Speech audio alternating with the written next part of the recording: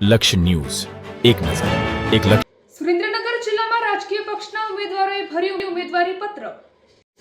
આગામી 26 એપ્રિલના રોજ સ્થાનિક સ્વરાજ્યની ચૂંટણીઓ યોજાવાની છે, તેને લઈને આજ રોજ ફોર્મ ભરવાનો છેલ્લો દિવસ હતો. ત્યારે રાજકીય પક્ષ ભાજપ, કોંગ્રેસ તેમજ આમ આદમી પાર્ટી અને અપક્ષ ઉમેદવારોએ પોતાના ટેકેદારો સાથે પોતાનું ઉમેદવારી પત્ર ભર્યું હતું અને વિજયનો વિશ્વાસ વ્યક્ત કર્યો હતો. સુરેન્દ્રનગર જિલ્લામાં સ્થાનિક સ્વરાજની ચૂંટણી માટે ફોર્મ ભરવા અંતિમ દિવસે ઉમેદવારોનો ઘસારો જોવા મળ્યો હતો. સુરેન્દ્રનગર કલેક્ટર કચેરી સહિતના સ્થળો પર ઉમેદવારો પોતાના ટેકેદારો સાથે ફોર્મ ભરવા માટે પહોંચ્યા હતા. ભાજપ દ્વારા મહાનગરપાલિકા, તાલુકા પંચાયત અને જિલ્લા પંચાયત માટે ઉમેદવારો જાહેર કરવામાં આવ્યા હતા. તે ઉપરાંત તે ઉમેદવારો મોટી સંખ્યામાં ટેકેદારો સાથે ફોર્મ ભરવા માટે પહોંચ્યા હતા અને પોતાની ઉમેદવારી નોંધાવી હતી અને આગામી ચૂંટણીમાં પોતાની જીતનો વિશ્વાસ પણ વ્યક્ત કર્યો હતો.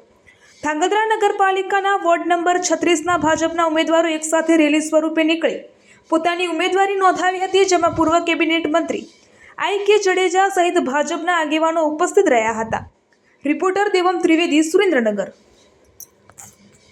ધાંગધ્રા નગરપાલિકાની વોર્ડ નંબર 1ની ચૂંટણીમાં હું ઉમેદવાર તરીકે ચૂંટણી લડું છું. ત્યારે ભારતીય જનતા પાર્ટીના શીર્ષ નેતૃત્વ અને માનનીય I.K. જાડેજા સાહેબને, ધારાસભ્ય શ્રી પ્રકાશ વરમોરા સહિતની ટીમને મારા પર વિશ્વાસ રાખીને મને જે ઉમેદવાર બનાવ્યો છે, તો હું ધાંગધ્રાના વોર્ડ નંબર 1 અને સમગ્ર શહેરમાં લોકોની સમસ્યા જલ્દી ઉકેલાય અને લોકોને મદદરૂપ થવું એવી કામગીરી સતત કરતો રહીશ. આજરોજ ધાંગધ્રા નગરપાલિકાની સ્થાનિક સ્વરાજ્યની ચૂંટણી માટે મેં ભારતીય જનતા પાર્ટીના વોર્ડ નંબર 1ના અનુસૂચિત જાતિની બેઠક ઉપરથી મેં મારું ઉમેદવારી પત્ર રજૂ કર્યું છે.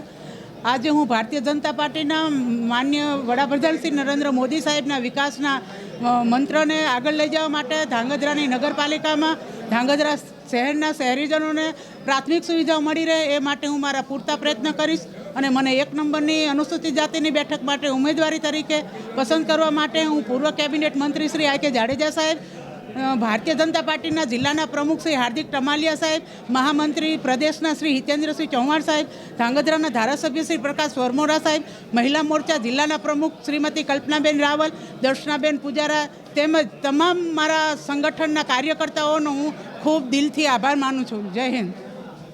ભારતીય જનતા પાર્ટીના શીર્ષ નેતૃત્વ અમારા માનનીય I.K. જાડેજા સાહેબ, ધારાસભ્ય શ્રી પ્રકાશભાઈ વરમોરા, જિલ્લા પ્રમુખ હાર્દિકભાઈ ટમાલિયા, જિલ્લા મહામંત્રીશ્રીઓ, અમારા શહેર સંગઠનના તમામ હોદ્દેદારશ્રીઓએ વિશ્વાસ મૂકીને આજે બીજી વખત ભારતીય જનતા પાર્ટીનો મને ઉમેદવાર બનાવ્યો છે.